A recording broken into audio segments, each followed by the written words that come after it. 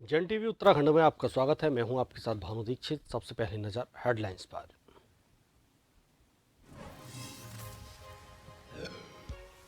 देहरादून में कई लोगों ने थामा भाजपा का दामन। प्रदेश अध्यक्ष महेंद्र भट्ट ने दिलाई सदस्यता। कहा आगामी निकाय और लोकसभा चुनाव में मिलेगी मजबूती।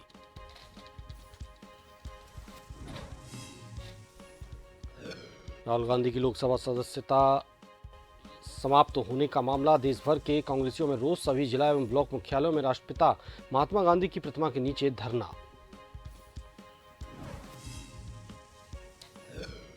उत्तराखंड में लगातार बढ़ रही साइबर अपराध की घटनाएं। पुलिस ने सिरदर्दी से निपटने के लिए की तैयारी। अब अपराधियों से निपटेंगे साइबर कमांडो।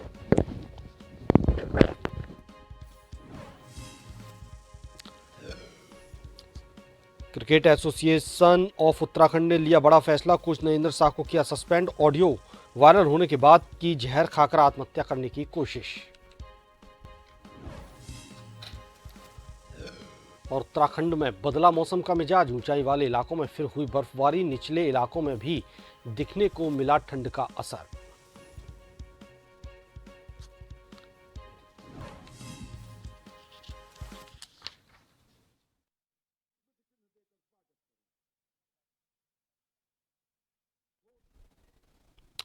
खबरें विस्तार से, लेकिन उससे पहले आपको लिए चलते हैं उत्तर प्रदेश की राजधानी लखनऊ, जहां मुख्यमंत्री अशोक गहलोत मौजूद हैं। पशुओं के लिए सीएम योगी की पहल। माफ कीजिएगा, मुख्यमंत्री योगी आदित्यनाथ, उत्तर प्रदेश के मुख्यमंत्री योगी आदित्यनाथ लखनऊ में मौजूद हैं। कार्यक्रम है पशुओं के लिए एक पहल। सीएम योगी की ये पहल है जिसमें एक कॉल पर पहुंचेगी एम्बुलेंस। करूंगा अपर मुख्य सचिव श्री रजनीश दुबे जी से कृपया माननीय पशुधन मंत्री श्री धर्मपाल सिंह जी का स्वागत करें। ऑफ कार्यक्रम है ये, जहां टोल फ्री हेल्पलाइन नंबर भी जारी किया है 1962।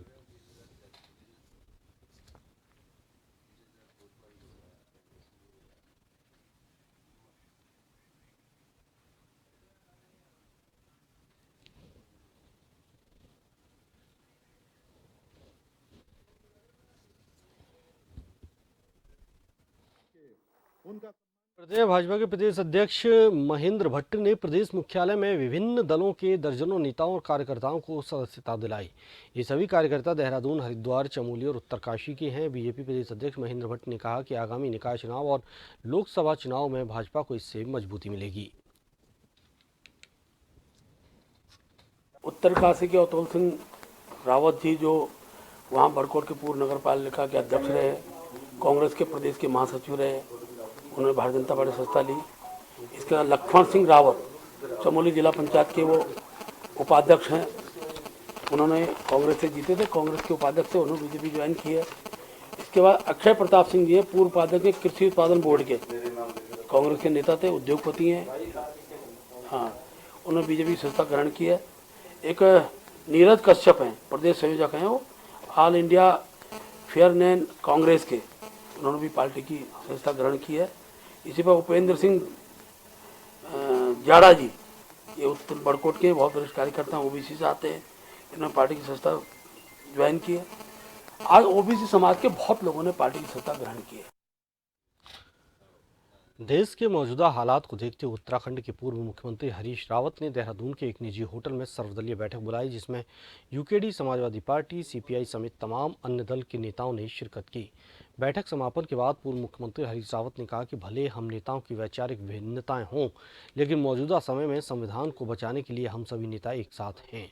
वहीं हरीश रावत ने कहा कि बैठक में कई अहम प्रस्ताव भी पारित किए गए, जिसके तहत 14 अप्रैल को बाबा साहेब भीमराव अंबेडकर की जयंती के अवसर पर सभी विपक्षी दल एकजुट होकर संविधान बचाओ, लोकतंत्र बचाओ के तहत मोदी सरकार की नीतियों का पुरजोर विरोध करेंगे।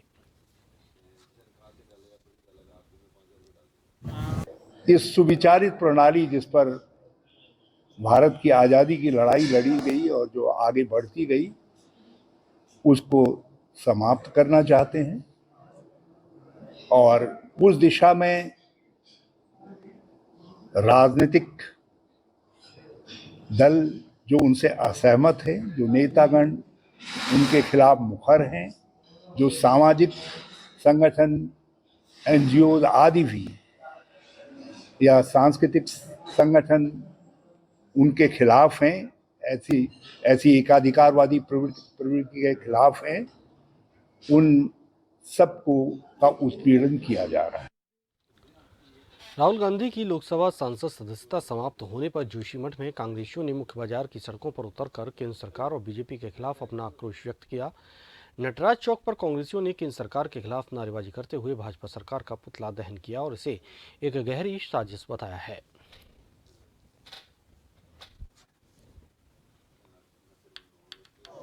जिस प्रकार से चुने हुए जनप्रतिनिधियों के खिलाफ इस प्रकार की कार्रवाई की जा रही है, आज राहुल गांधी जी के सम्मान में, लोकतंत्र को बचाने के सम्मान में पूरा देश एकजुट होकर इस प्रकार की जो घटना घटी है इसकी हम लोग यहाँ पर निंदा कर रहे हैं। हत्या जिस तरह से संसद में की गई है और ये जो लोकतंत्र है भारतीय, इसको बीजेपी द्वारा खंडन किया जा रहा है। इसीलिए बीजेपी सरकार का आज हमारे कार्यकर्ताओं द्वारा इनका पुतला दहन किया गया।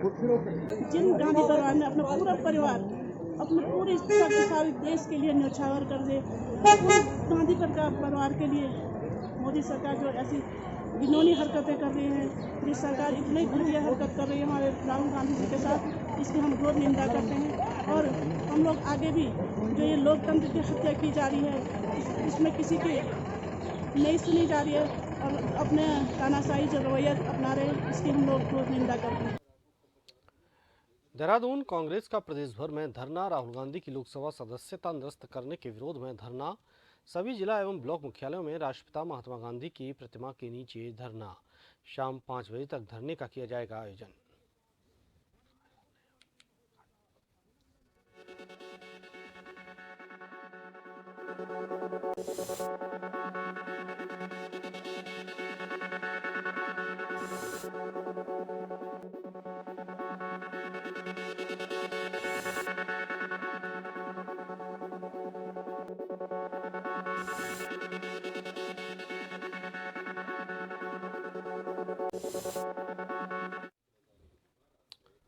और ज्यादा जानकारी के लिए संवाददाता यशराज आनंद हमारे साथ जुड़े हुए हैं। यशराज, आज कांग्रेस धरना प्रदर्शन कर रही है।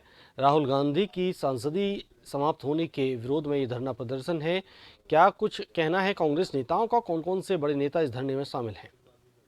जी बिल्कुल भानु जी, मैं बताना चाह रहा हूं कि राहुल गांधी की संसदीय सदस्यता निरस्त होने के बाद आज कांग्रेस के द्वारा, उत्तराखंड में कांग्रेस के द्वारा लगातार प्रदर्शन गांधी पार्क में गांधी प्रतिमा के नीचे प्रदर्शन किया जा रहा है। शांतिपूर्ण प्रदर्शन किया जा रहा है।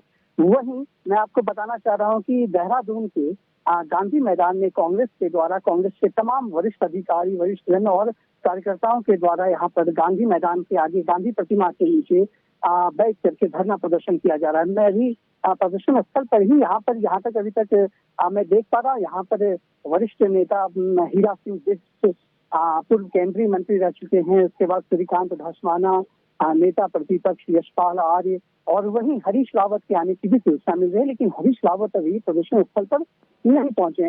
वहीं कई वरिष्ठ नेता यहाँ पर अभी गणमान्य लोग यहाँ पर पहुंच चुके हैं। करीब सैकड़ों की संख्या में कार्यकर्ता यहाँ पर जमा हो चुके हैं और वो लगातार गांधी प्रतिमा के नीचे संकल्प सत्याग्रह नाम से एक पोस्टर के बैनर के नीचे लगातार वो प्रदर्शन कर रहे हैं। शांतिपूर्ण प्रदर्शन किया जा रहा है। तमाम पुलिस बल भी यहाँ पर तैनात कर दिया गया है ताकि यदि कुछ अनहोनी की घटनाएं घटित होती है तो इसको काबू में लिया जा सके।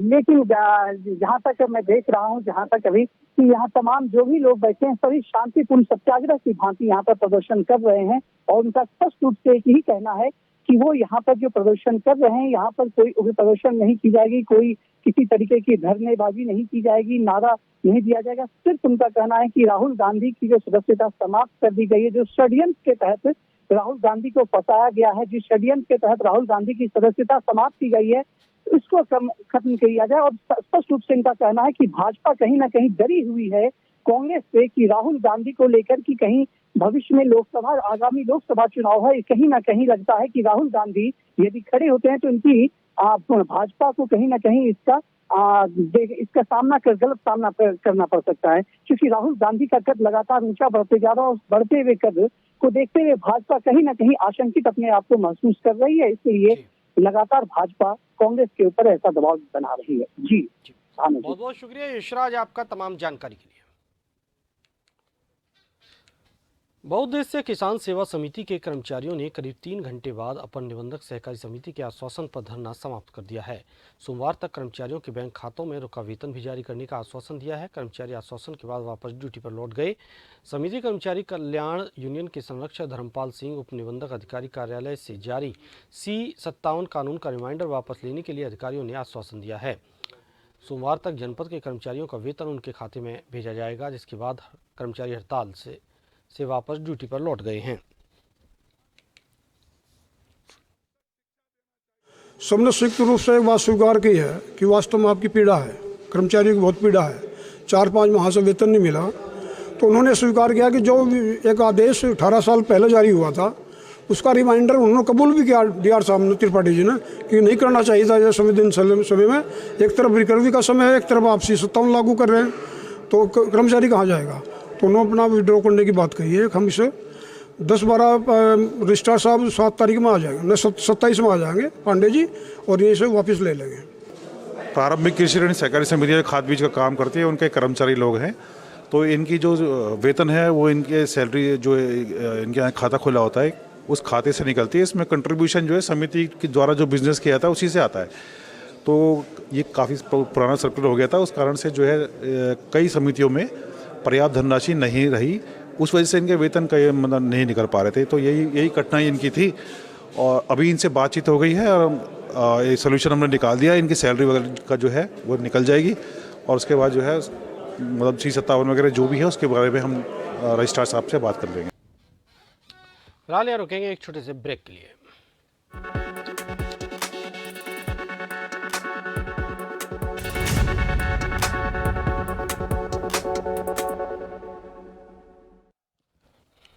ब्रेक के बाद आपको स्वागत है। आगे बढ़ते हैं। उत्तराखंड में लगातार बढ़ रही साइबर अपराध की घटनाएं आपको बता दें कि उत्तराखंड पुलिस के लिए सिरदर्द बनी हुई हैं।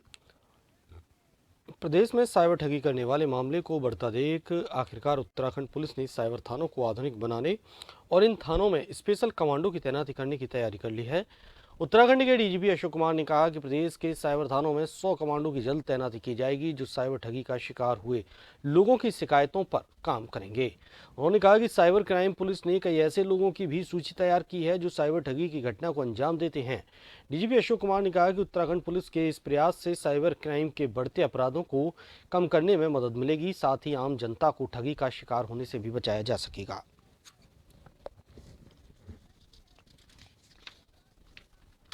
देखिए, साइबर क्राइम की बढ़ती हुई चुनौती को देखते हुए हमने जो हमारे 2 साइबर थाने हैं, एक देहरादून में एक पंतनगर में, वो तो एफिशिएंटली काम कर रहे हैं, किंतु जिलों के जो साइबर सेल हैं उनकी एफिशिएंसी को बढ़ाने की आवश्यकता महसूस की गई। तो हमने 100 लोगों को पिछले 4 चरणों में एसटीएफ द्वारा ट्रेनिंग दिलाई है, जिसमें कांस्टेबल से लेकर CO रैंक तक के लोग हैं, जिससे कि वो हमारे जिलों की साइबर क्राइम को हैंडल करने की कैपेसिटी बढ़े। ठीक है, और भविष्य में हमने एक निर्णय और लिया है कि जो भी साइबर क्राइम को सोल्व करेंगे उनको हम जो बेस्ट होगा महीने का उसको साइबर कमांडो की ऐसे संज्ञा देंगे। वारिस पंजाब के प्रमुख और खालिस्तानी समर्थक अमृतपाल के मामले में देहरादून में जांच देने की कार्रवाई को लेकर उत्तराखंड पुलिस ने सोशल मीडिया पर इस खबर का खंडन किया है। उत्तराखंड पुलिस की तरफ से ट्वीट करके इस बात की जानकारी दी गई है। उत्तराखंड के ADG law and order doctor V Murugesan ने कहा कि देहरादून में NIA की किसी भी कार्रवाई की कोई जानकारी उनके पास नहीं है। जब हमारी जो बॉर्डर डिस्ट्रिक्ट से बॉर्डर है वहाँ पे चौकसी बरता जाए और चेकिंग भी किया जाए ऑन एंड ऑफ में, क्योंकि भागा हुआ हो सकता है, हमारे पास आए तो हम पकड़ लेंगे। पोस्टर भी हमने छापे हैं हमारे ये जो चौकियाँ और जो बॉर्डर हमारे चेक पोस्ट हैं वहाँ पे सब जगह पे हमारा वो फोटोग्राफ सर्कुलेट हो रखे। गढ़वाल मंडल पौड़ी आयुक्त ने एक शिकायत पर जिलाधिकारी हरिद्वार को जिला पंचायत अध्यक्ष हरिद्वार पर भ्रष्टाचार के आरोपों की जांच के आदेश दिए हैं। उन्होंने जिलाधिकारी हरिद्वार से जांच कर मामले में कार्रवाई करने की बात कही है। पूर्व जिला पंचायत अध्यक्ष सुभाष वर्मा ने निष्पक्ष जांच का भरोसा जताया है। बता दें कि विशाल कुमार निवासी प्रेमकुंज रुड़की ने एक शिकायती पत्र आयुक्त गढ़वाल मंडल पौड़ी को भेजा था, जिसमें उन्होंने जिला पंचायत अध्यक्ष पर जिला पंचायत हरिद्वार में भ्रष्टाचार करने का आरोप लगाया था।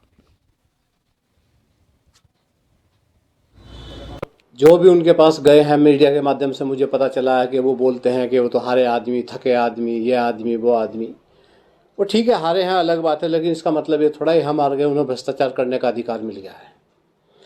अभी जिस बात को मना कर रहे हैं उसी आरोप को लेकर आयुक्त गढ़वाल मंडल पौड़ी ने जिला अधिकारी हरिद्वार को ये आदेश किया है कि जो शिकायत आई है उनकी आप नियमानुसार जाँच करें। तो ये आदेश आ गए हैं और मुझे डीएम साहब से और सरकार पे पूरी उम्मीद है, पूरा भरोसा है। उस दिन भी मैं बोल रहा था, कुछ लोग कहते हैं कि भाई कोर्ट जाना है, कोर्ट जाने की ज़रूरत नहीं है, सरकार अपने आप इसका संज्ञान लेगी और अब ये दूध का दूध पानी का पानी हो जाएगा। लक्सर कोतवाली क्षेत्र के खंडजा कुतुबपुर गांव के पास रेलवे ट्रैक से सुबह एक 48 वर्षीय अज्ञात व्यक्ति का शव मिलने से क्षेत्र में सनसनी फैल गई। सूचना मिलने के बाद मौके पर पहुंची पुलिस ने व्यक्ति के शव को कब्जे में लेकर पोस्टमार्टम के लिए भिजवा दिया है। लक्सर सीओ मनोज कुमार ठाकुर का कहना है कि प्रथम दृष्टा लग रहा है कि अज्ञात व्यक्ति की ट्रेन से टकराने के कारण मृत्यु हुई है, जिसके लिए शव को पोस्टमार्टम के लिए भिजवा दिया गया है। शव की शिनाख्त के प्रयास करते हुए अग्रिम कार्रवाई अमल में लाई जा रही है। मुझे सूचना आई थी कि एक व्यक्ति जो है रेलवे ट्रैक खड़ंजा के पास मृत पड़ा हुआ है, तो पुलिस मौके पे गई है और प्रथम दृष्टया ये लग रहा है कि वो ट्रेन से टकराने की वजह से उसकी मृत्यु हुई है। फिर भी जो है सही कारण जानने के लिए इसका पोस्टमार्टम कराया जा रहा है। अभी तक उस शव की शिनाख्त नहीं हो पाई कि ये किसका है, लेकिन उसके लिए आसपास पूछताछ भी की जा रही है और अग्रिम कार्रवाई की जा रही है। इसी के साथ जन टीवी उत्तराखंड में फिलहाल इतना ही। नमस्कार।